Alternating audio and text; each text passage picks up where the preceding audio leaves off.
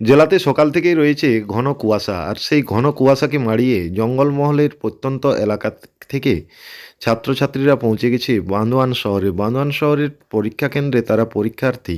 এবছর জেলার 4টি মহকুমা মিলিয়ে 369টি মাধ্যমিক স্কুলের পরীক্ষার্থীর সংখ্যা 41,927 জন। এর মধ্যে ছাত্র সংখ্যা রয়েছে 19,898 জন এবং ছাত্রীর সংখ্যা 22,029 জন। ছাত্র থেকে ছাত্রীর সংখ্যা বেড়েছে এবছর জেলাতে।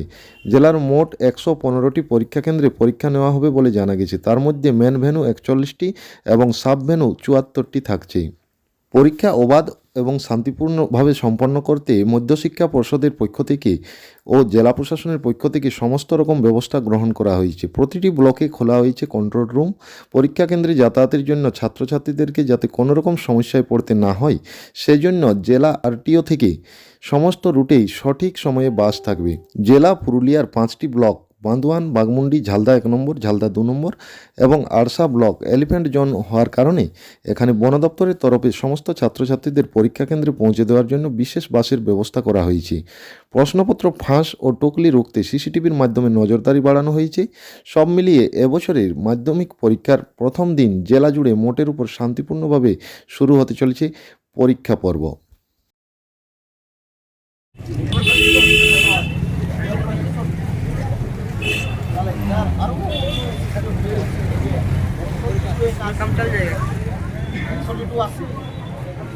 কি করতে প্রথম পহিল বেঞ্চে